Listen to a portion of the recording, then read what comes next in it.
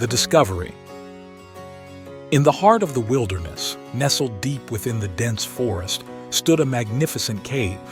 Few dared to venture near it, for legends whispered that its dark depths held unspeakable secrets.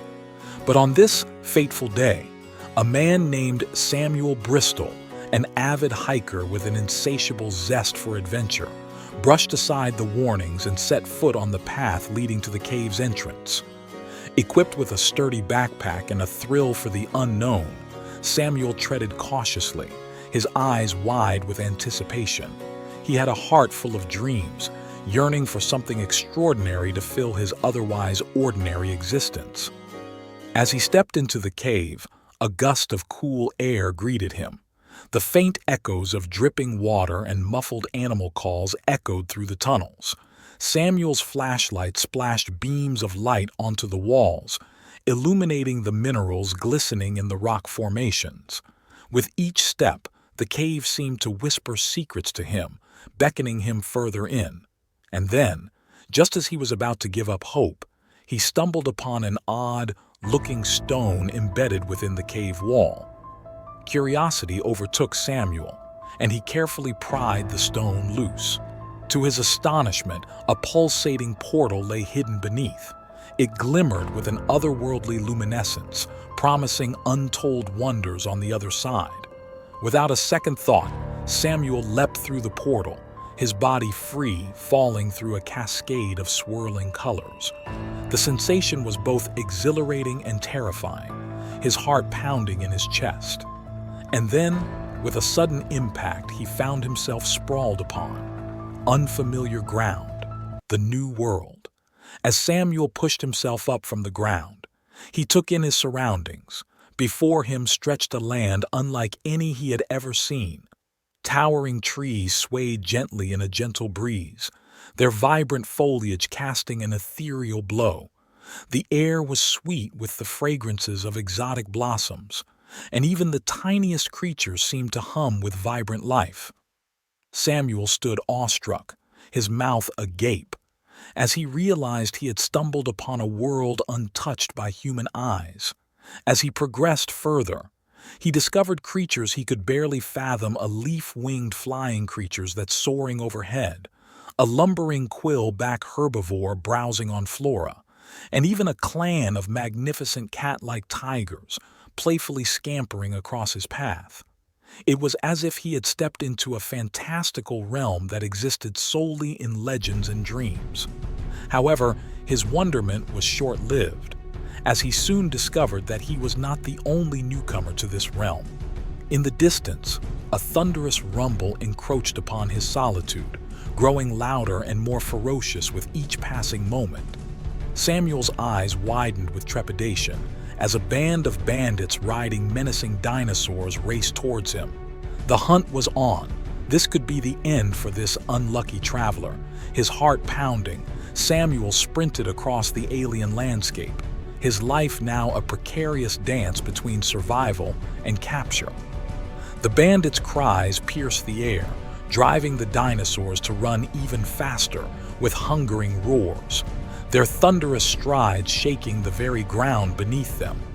Samuel zigzagged through groves and leapt over rocky outcrops in desperate attempts to evade his relentless pursuers.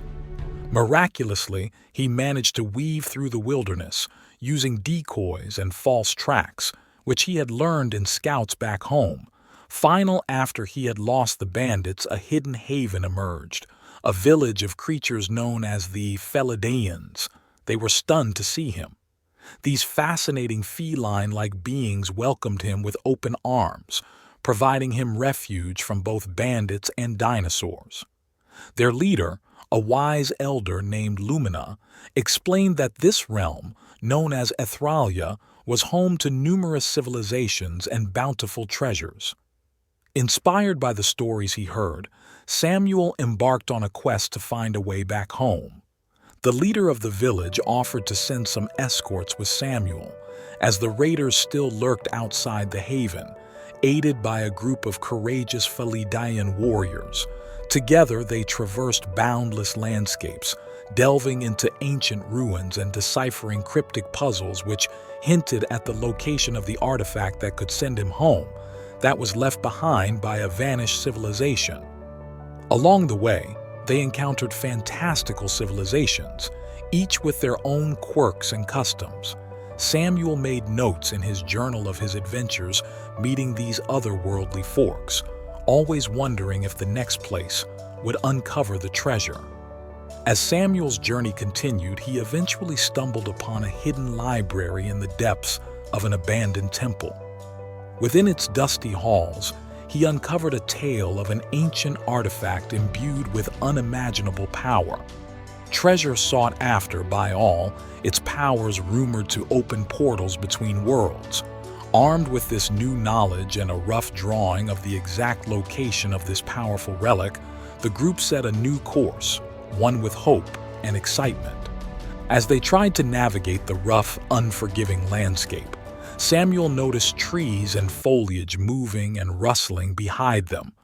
With a quick and sudden sound of thunder, the bandits emerged, once thought to have given up the pursuit. Quick thinking of the feline warriors pushed Samuel to safety, using their cat-like reflexes to dodge the raptors' attacks with ease, frustrating the bandits so much they forgot about Samuel. With this distraction provided by his feline warrior friends, he was able to make an escape along the cliff's edge to what was an old rotten bridge. As he stood there looking at the old weathered rope bridge, his mind filled with thoughts, thinking if he should leave them and push on for a way home, remembering what the feline elder had said to him about the skills of the warriors and the pledge that had took before the journey to protect Samuel with their lives.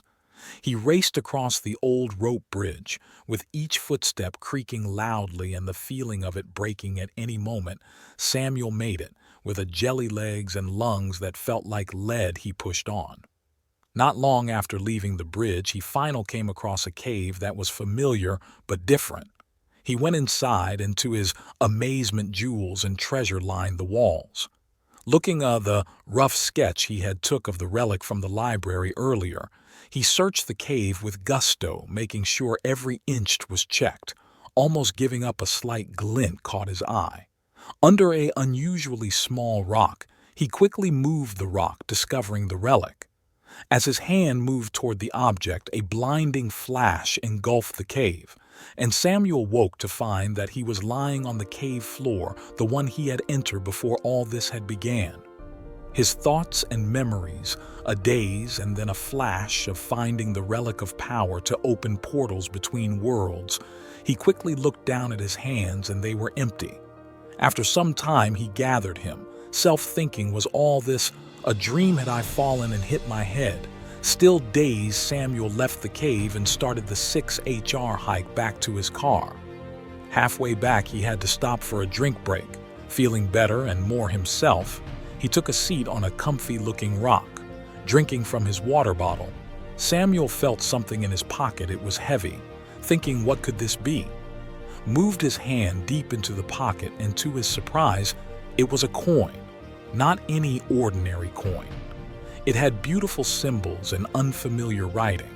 Upon turning over the coin, his eyes widened, for there was a picture of the feline cat people he had encountered.